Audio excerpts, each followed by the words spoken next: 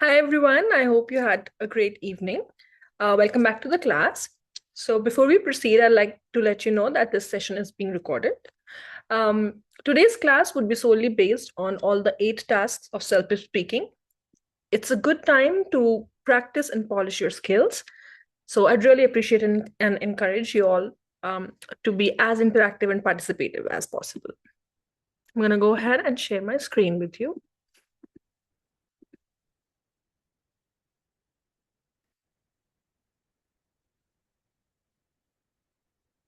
Okay.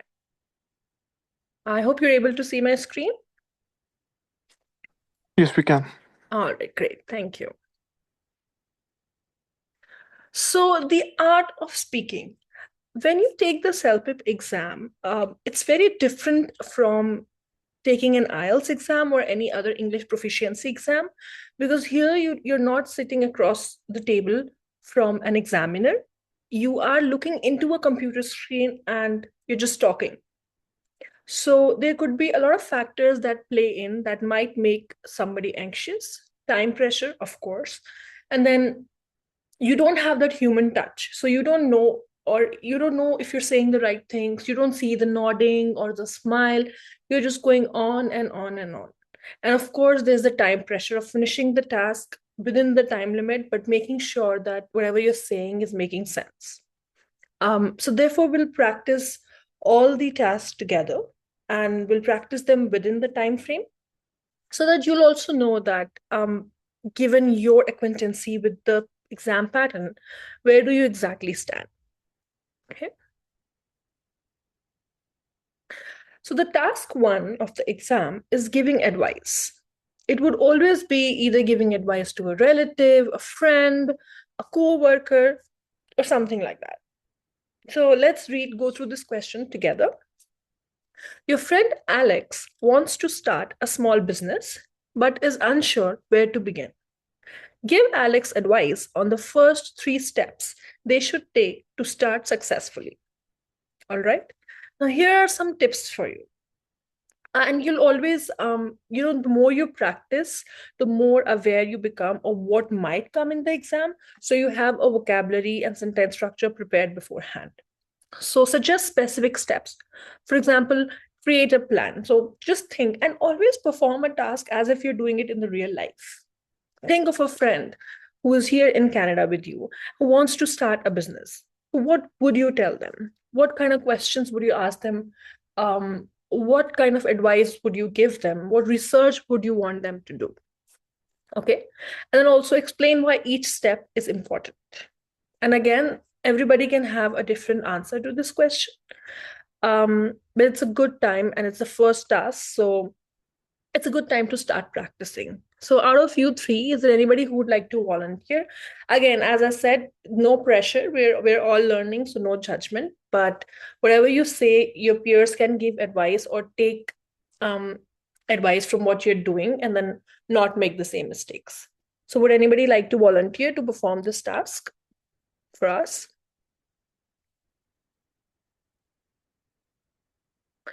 Rahul. Great. So, Rahul, I'll give you about 30 seconds to prepare. And then once the time is up, I'm going to bring up my phone and set up the timer. And once we're ready for you, I'll let you know. Sorry, before that, can you hear me? Yes, I can hear you. Thank you. So I'm going to start the timer now.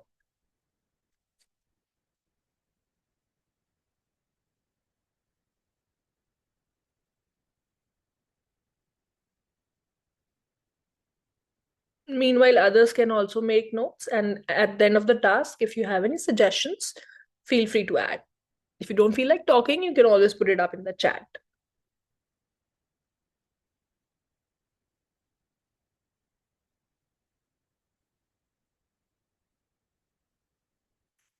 All right, so 30 seconds are up. Rahul, you can start. I am going to put back the timer and we'll take about 90 seconds.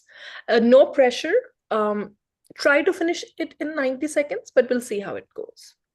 Whenever Um, you're um, ready. b- Before starting, will we know when the 90-second timer is up? You just ask me to stop talking. Or Yes. So when you go for the exam, the timer would be on your screen, so you would know how far you've come and how much time you've left. okay, But for now, I will let you know once the 90 seconds are up. okay, perfect. Okay, um, yeah, I'll start. Okay. Hey, Alex. I heard from Matt that you're starting your own business. First of all, that's a really courageous step. And as a business owner myself, I can lend you some word of advice that really helped me out. Firstly, um, I don't know what kind of business are you doing, maybe a service or a product, but the first stage is always researching. Make sure that you're spending a lot of time in that. Talk with a lot of people, go to internet, read a lot of books, make yourself very proficient with the product and the market. The next thing is prototyping. I know if you're selling a service or a product, you should really prototype it and see what and how you can make stuff. And lastly, I think we should test it out. Maybe make a product group with people, talk with friends, and start in small batches and start selling your product there. Have their feedback, because having a feedback really helps you out with your product. Um, um, that's it. I'm blanking out right now. No, that was great. I also feel like um you were in the time limit. I didn't stop you because you were a couple of seconds up, but you were doing so well. I didn't want to stop you. Um, that was very good, Rahul. I could Thank hear you. that you were a little hesitant. You were thinking, you were pausing, but that's fine. I think the more you practice, the more you lose the nervousness in your voice. But it's also okay and good to take pauses because it sounds more natural, right? Okay. I would really appreciate what I observed is that your vocabulary or even the steps, they were so, the alignment with the topic was so well. It actually felt like you've done a business before and you were helping out a friend, which is excellent. It was commendable. The Thank only you. suggestion for you would be confident when you speak. A conversation should flow. Okay. Be confident of what you're saying. And it's not, of course, it's always recommended to finish the 90 seconds and it won't let you go above 90 seconds. But even if you're ending at a little closer to it, that's also fine. You don't have to worry that, oh my God, I'm running out of words. What do I say? Because sometimes thinking that people end up saying extra things which do not align with the topic. So for you, the Okay. only feedback would be lose the nervousness and let the conversation flow. Context wise, it was very good. So excellent job. Thank you. Yeah. Thank you. Before we proceed, does anybody have any feedback for Rahul? And you don't have to speak up if you don't want. You can always put it up in the chat. But it's always good to encourage your friends and peers. All right. Great. Excellent job. Let's move on to the next slide. The next question is talking about a personal experience. Describe a memorable trip or vacation you took. Explain where you went, who you went with, what you did, and what made it memorable or why was it memorable. Now, this section you have to understand that it's about you. So when you speak, it shouldn't sound like a made up story. It shouldn't sound like you're telling somebody else's narrative. It's your story, your experience. So again, as I told Rahul, it should flow. So it's always good. And I'm pretty sure the kind of questions and tasks that they give, everybody would have experienced something like that in their life. If you know somebody who has, just make sure when you get the prep time, which is 30 seconds, make sure you note down the points. And one trick that I will give you for speaking, 30 seconds of a prep time is not enough to write sentences. So don't go in with the idea that, oh, I have prep time, I can just write all the sentences and then read them out. They know. They know, the examiner knows the difference between somebody who is speaking by heart or spontaneously as compared to someone who's reading out lines from a paper. And secondly, 30 seconds is not enough to write complete sentences. If you try to do that, you will not be able to finish your points, and you will not be able to have enough content to speak for 60 seconds straight. So the trick, and remember, as I always say, Celpip exam is trick based. So the trick is write points. Always write points.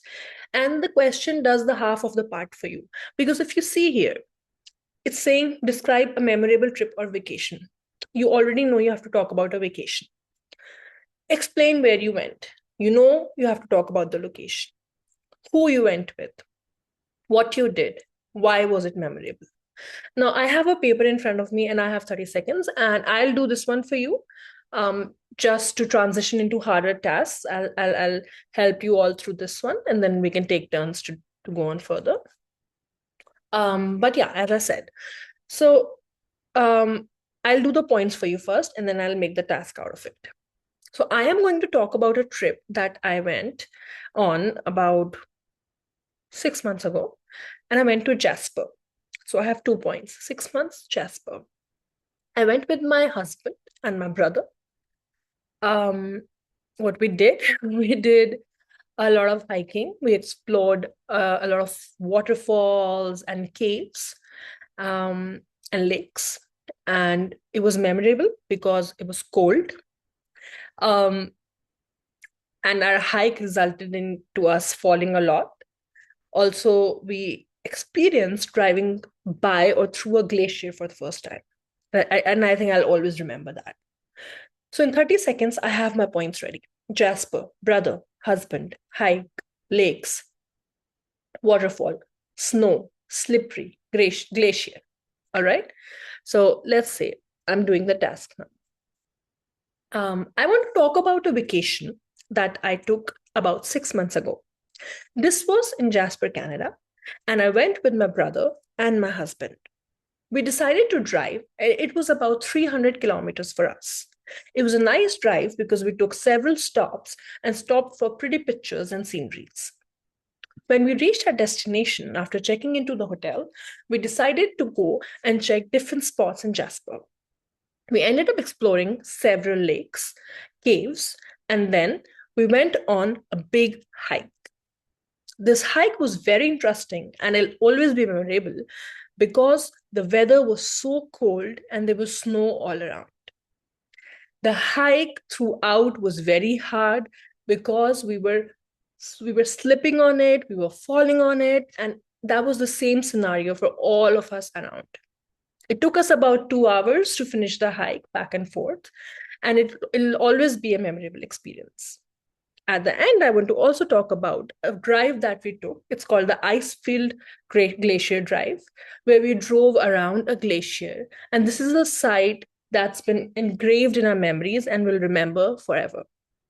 A trip to Jasper, or rather a road trip to Jasper, is something I'd always suggest for everyone to experience at least once. That's it. Super simple. I did not hesitate. I did not make up sentences out of the air. I had my points written down. I knew what I was talking, and I just did exactly that. And as I said before, the task does half of the part for you. It does half of the part for you already. The questions are there. The question are there in the question itself. You just have to be careful. So when you get something like that, don't panic. Just look at the question. And I'll lay the focus again. I'll go back to it. Memorable trip, location, with whom, what did you do, why was it memorable? You have 5 points, jot it down, make sentences out of it, and there you have your 60 seconds of task 2. I hope that helps. And again, if you have any questions, you can always raise your hands. We'll be doing a lot of practice of this for you. And again, as I said, after the class is done, you can always record your sessions or your tasks and send them over to me via WhatsApp. All right. Task 3, describing a scene. All right. My bad. Just give me a second. All right. Describing a scene. This could be a little hard. For some candidates, it could also be confusing because again, you have a time limit of 60 seconds. You have this picture in front of you you've never seen before. But remember, there are always tricks. And before we pick somebody out of you to start this, I would like to say that there are certain points that you can always use, which are background, foreground, top right, top left, bottom right, in front. These are the phrases that will always apply to any picture. So if you know them by heart, any picture or whatever task you get would never make you anxious because you know you're using these words, you're picking up the spots, and you're writing your answer. So I'll give you about 30 seconds, but give me a tiny second. I'm going to stop sharing my screen and I'm going to share it again. All right. So yeah, 30 seconds of prep time. Would anybody else like to volunteer? Amandeep, great. I love how you're all very interactive and participative. All right, Amandeep. So I will switch on the timer again. Uh, just give me a second. Yes. So you have about 30 seconds to prepare. And then once the time is up, I can let you know and then you're free to start. So your preparation time starts now.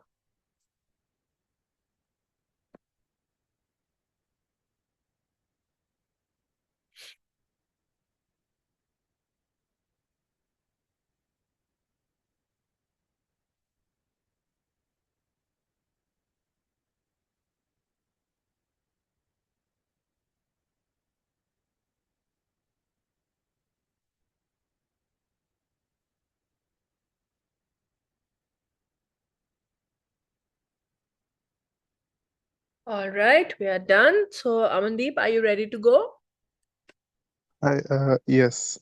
All right, so I'm going to mute myself. I'll let you begin. Just give me a tiny second. And then whenever you're ready. Okay, shall I start? Okay. So in front of me, I see a picture of children playing in the sunny weather. Uh, on the back of this picture, I see the downtown, and I see sparrows or crows flying. In the middle of the picture, I see a pool where children are having bath, and it is a very sunny weather. It is likely that they are here because of a school trip, or most probably they have planned it together to come here. And mostly these I predict that they will be going on going to a restaurant after this. And uh, I see one person sitting in the sunlight and having sun, maybe because he wants to relax. And I see everyone enjoying, and and I see that it's very green here. On top of the picture, I see two trees, so I presume it's a park here. And most probably these children are here because of the vacation. Yes. Okay.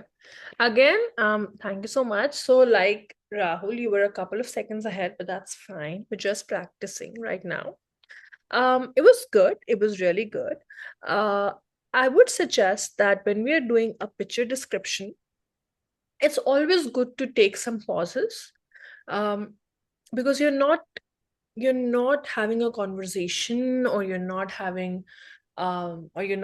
telling a personal story. You have to take time to describe a picture, right? Which means you have to look at the picture to actually be able to describe it. For example, you said you see a lot of children here, but then the picture is a mix of children and adults, right? So Probably you could have said there are a lot of people in the park, including both children and adults. Okay. And then, as I suggested, it's always good to use certain directions instead of being vague. For example, you said, I see somebody sitting in the sun. Where? What part of the picture?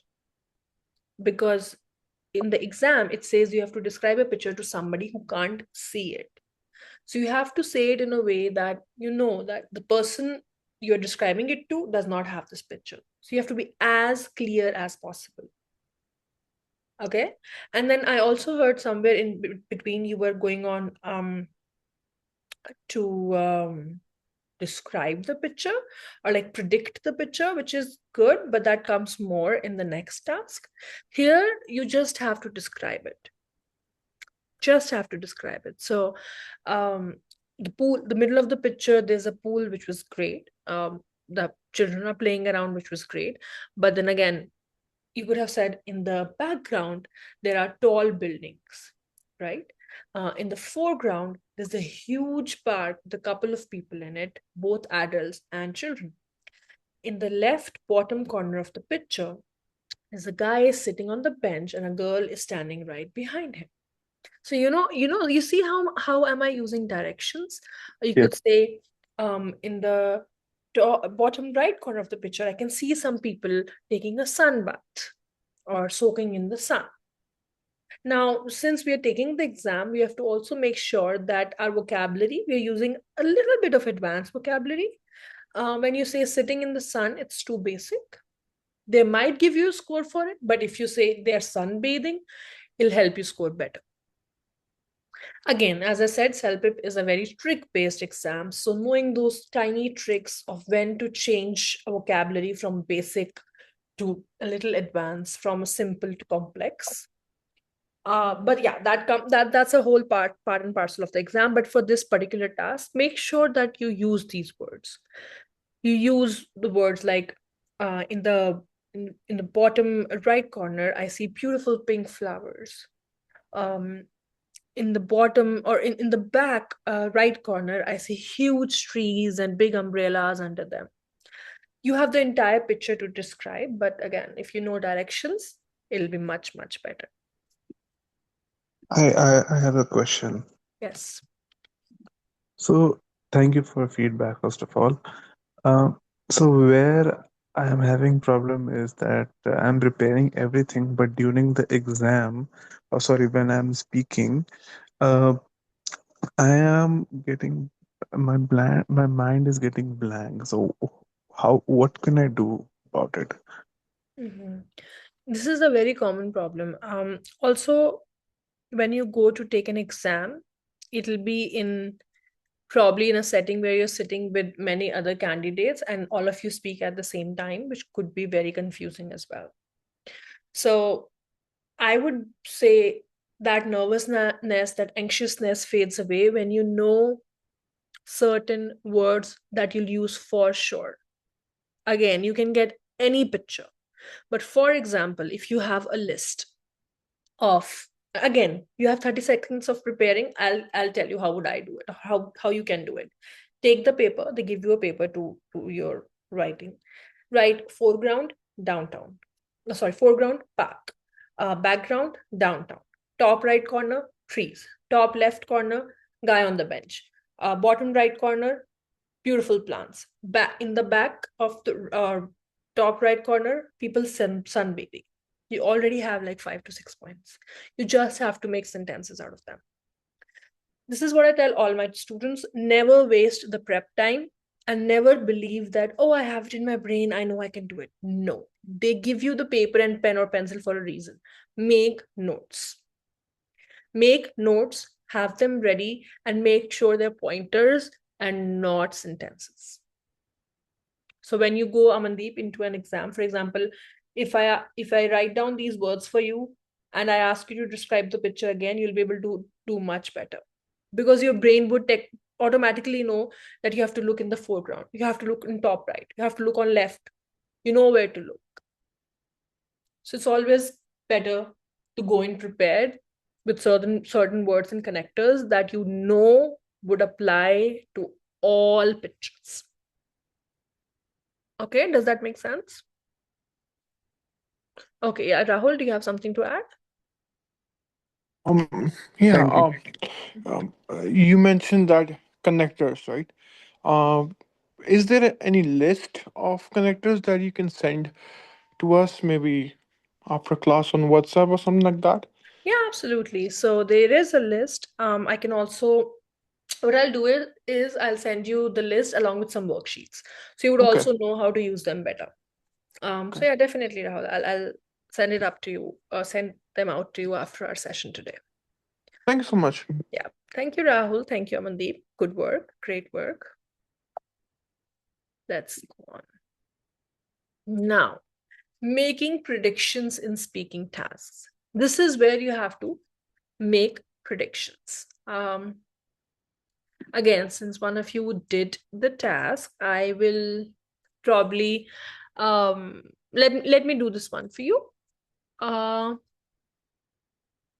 Again, I'll just use some tips and tricks, and I'll tell you if I had to do it in the exam, how would I do it? So let's do the pointers first. I believe that the people who are sunbathing, um, in the right, it might get really hot for them and they'll get up and start to leave, or they might go and dip their feet in the pool. The guy sitting on the bench in the bottom left corner might get up and start running around because a lot of people are jogging.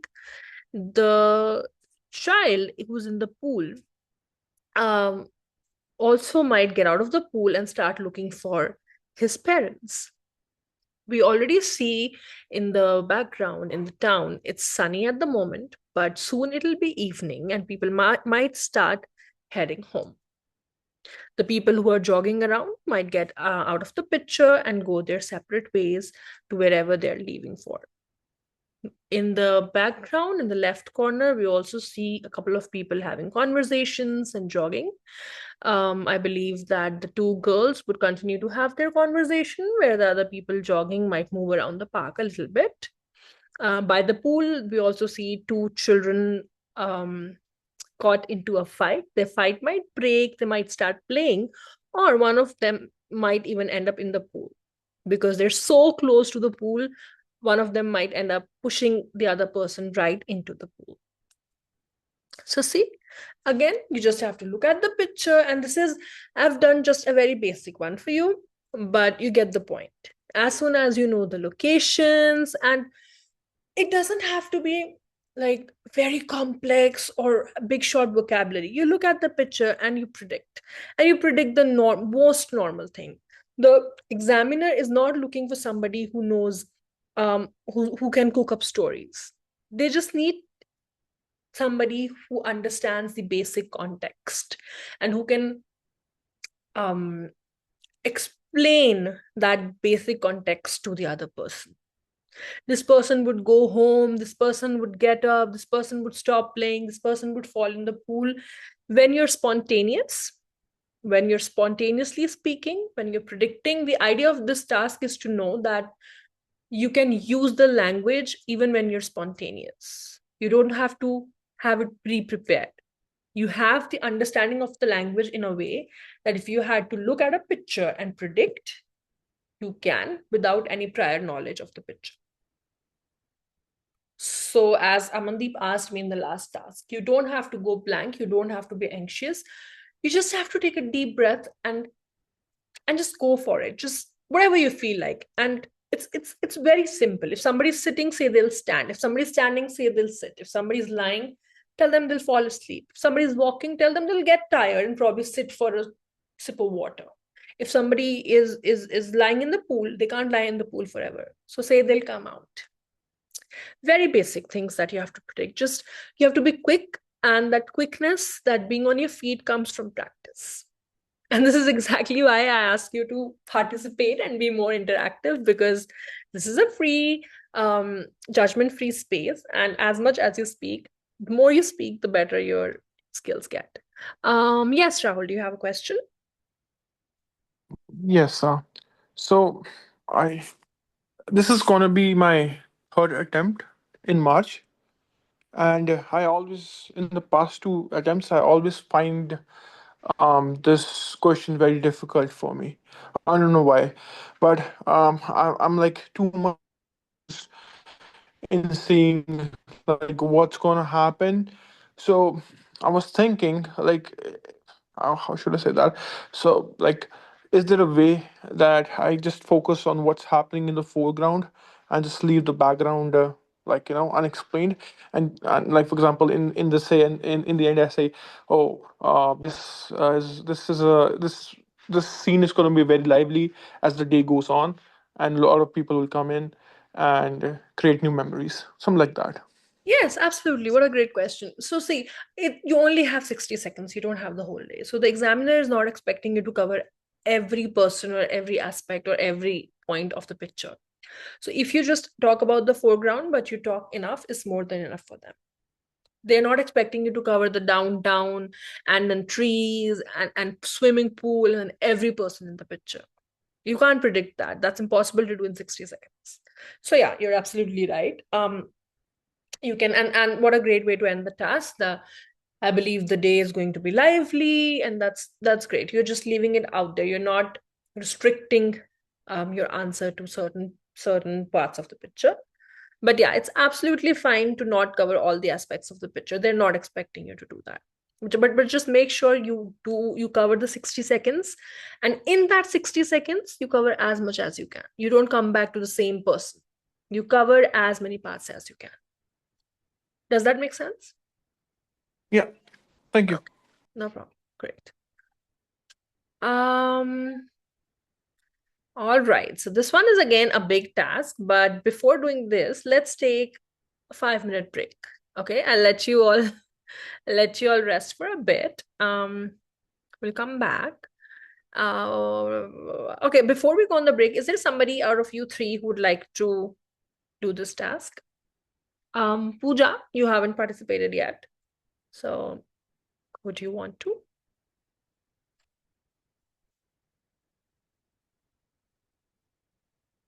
Oh, so I've just received a text from Pooja saying her mic's not working. That's fine. As long as you're here, you're learning. Anybody else? Rahul or Amandeep?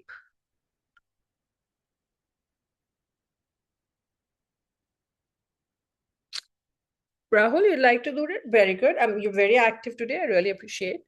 So it's a 60-second prep time. I'll give you some extra time. We'll go on a tiny break. When we come back, you start. And it's gonna be a short one, okay? I'll be back in like a minute. Thank you. Okay.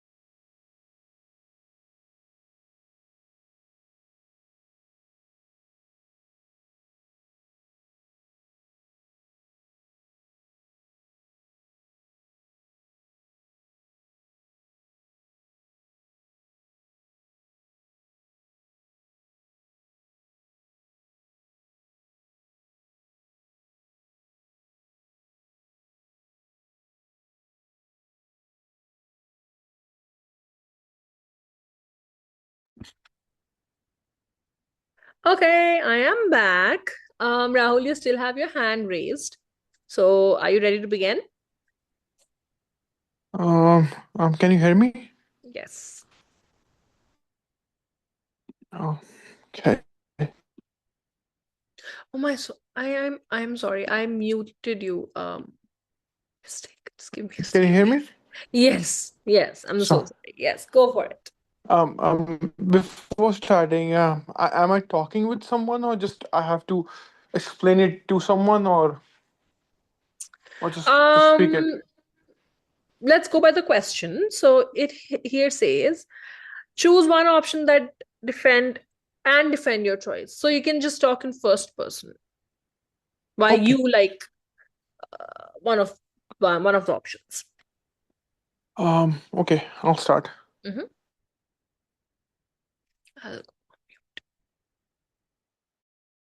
Private car for day-to-day transport. There are several reasons behind that. Firstly, although the initial cost of having a car is very high, but it pays off in long time, as you can travel anytime, anywhere with no waiting.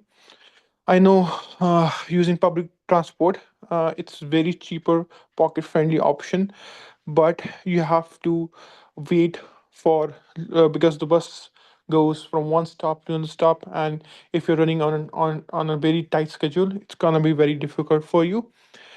Um, Secondly, I prefer private, comfortable, and climate controlled environment on my work or on my leisure trips, whereas public transport is very crowded during peak hours and any hours. Um, Thirdly, I have a big family, which needs a lot of flexibility. That's why having a car gives me that flexibility. Finally, I'm that kind of person who loves to live life stress free, and owning a private vehicle will give me that stress free life, and will Okay. no, Yes. sorry, So sorry. time's up. That's okay. You did great. So you're already on the track with what the trick of doing this task is, whereas which is comparing both the options. But similar to the previous task, this also has certain words which are fixed. So how you said that buying or you need something which is high, which has high initial cost, and fuel insurance and maintenance, and public transport is much cheaper, but you said but still the car is better. You can, instead of saying that, you can say where on one hand public transport has a fixed schedule and might have possible delays. On the other hand, having a car, you have the flexibility to travel anytime, anywhere without wait. Okay. You could also say, as compared to a public transport, the car is faster for long distance or emergencies. So you see how I'm still using both the points, but I've made it look more posh. I'm using those connectors and those words, which makes it more complex. So as compared to, on one hand, where this has that. So again, tricks and tricks and tricks. So what we'll do to proceed, Rahul, do you get my point? Yes, I did. Again, Okay. Okay. so I can use it with the homework that you sent and Yes. see what's and how we're gonna use Yes, that. this is where I was going. So every task that we are covering today, you'll all do them again in your own time, and then you can send them to me over WhatsApp, and we'll correct it, and I'll correct it and get back to you. All right. So now, we will move to our next task. This is a hard one, and I don't want to confuse you, so I'll send it along with the connector words, and I'll give you some time to redo it. So let's move to our next task now. Just a second.